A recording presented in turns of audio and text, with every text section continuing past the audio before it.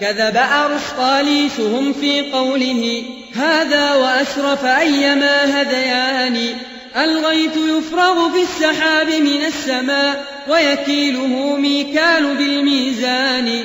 لا قطرة إلا وينزل نحوها ملك إلى الآكام والفيضان. والرعد صيحة مالك وهو اسمه يزجي السحاب كسائق الأضعان. والبرق شوظ النار يزجرها به زجر الحداة العيس بالقضبان. أفكان يعلم ذا أرسطاليسهم تدبير من فردت به الجهتان. أم غاب تحت الأرض أم صعد السماء فرأى بها الملكوت رأي عيان. أم كان دبر ليلها ونهارها أم كان يعلم كيف يختلفان.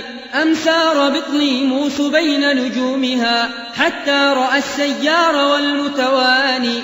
أم كان أطلع شمسها وهلالها أم هل تبصر كيف يعتقبان. أم كان أرسل ريحها وسحابها بالغيث يهمل أيما هملان. بل كان ذلك حكمة الله الذي بقضائه متصرف الأزمان. لا تستمع قول الضوارب بالحصى والزاجرين الطير بالطيران. فالفرقتان كذوبتان على القضاء وبعلم غيب الله جاهلتان. كذب المهندس والمنجم مثله فهما لعلم الله مدعيان. الأرض عند كليهما كروية وهما بهذا القول مقترنان. والأرض عند أولي النهى لسطيحة بدليل صدق واضح القرآن. والله صيرها فراشا للورى وبنى السماء بأحسن البنيان. والله أخبر أنها مسطوحة وأبان ذلك أيما تبيان.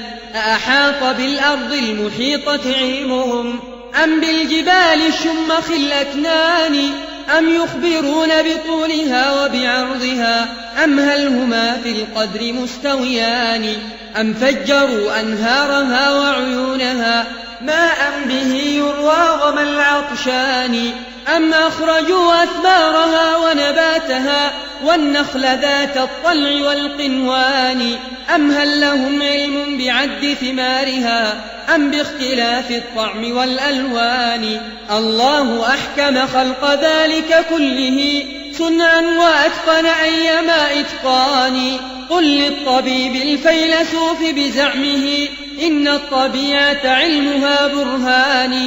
أين الطبيعة عند كونك نطفة في البطن إذ مشجت به الماءان. أين الطبيعة حين عدت عليقة في 44 تواني. أين الطبيعة عند كونك مضغة في 40 وقد مضى العددان. أترى الطبيعة صورتك مصورا بمسامع ونواظر وبنان. أترى الطبيعة أخرجتك منكسا من بطن أمك واهي الأركان. أم فجرت لك باللبان ثديها فرضعتها حتى مضى الحولان.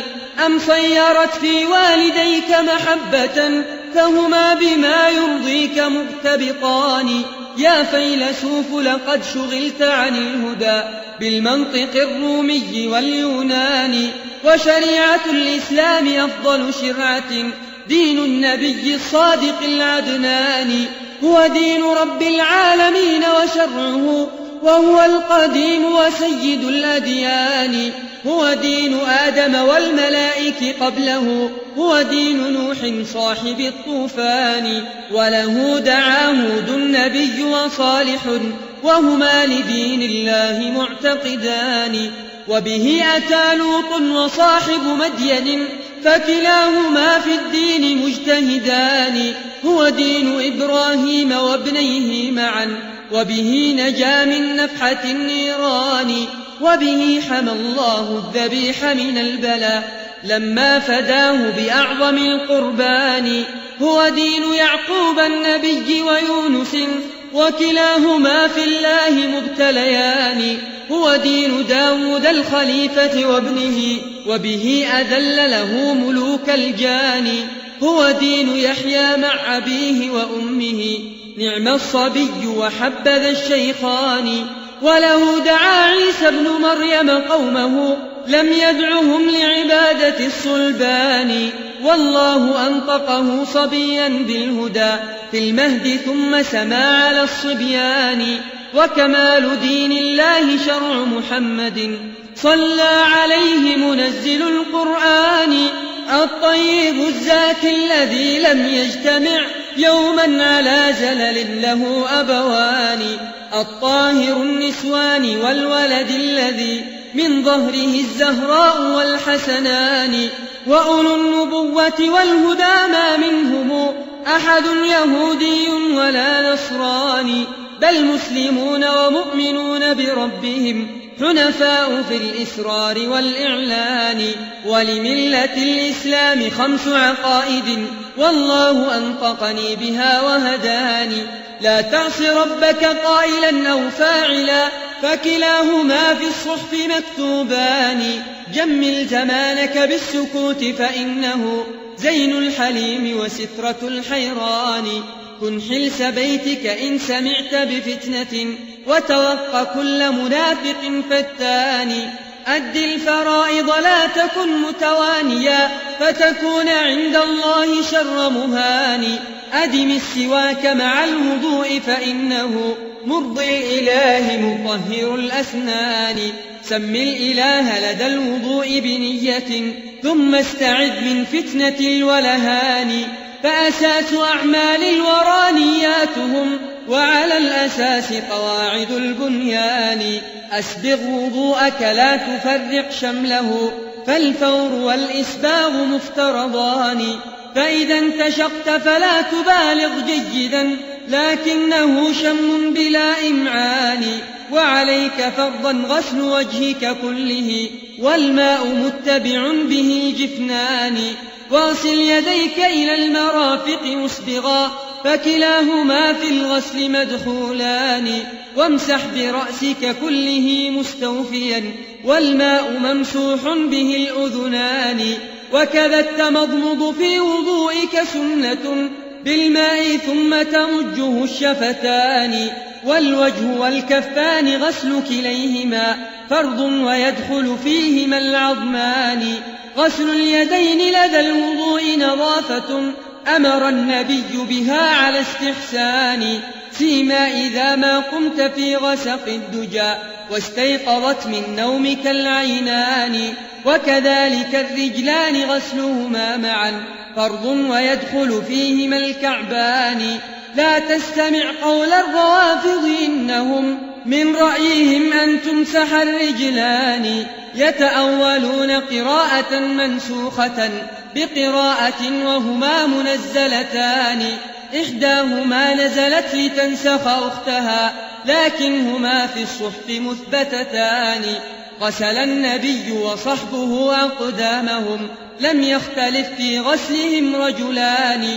والسنة البيضاء عند أولي النهى في الحكم قاضية على القرآن.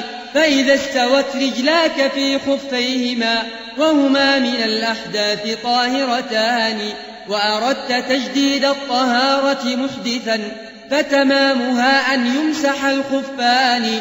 وإذا أردت طهارة لجنابة، فلتخلعا ولتغسل القدمان. غسل الجنابة في الرقاب أمانة، فأداؤها من أكمل الإيمان. فإذا ابتليت فبادرن بغسلها، لا خير في متثبط كسلان. وإذا اغتسلت فكن لجسمك دالكا، حتى يعم جميعه الكفان. وإذا عدمت الماء فكن متيمما من طيب ترب الأرض والجدران. متيمما صليت أو متوضئا، فكلاهما في الشرع مجزيتان. والغسل فرض والتدلك سنة، وهما بمذهب مالك فرضان.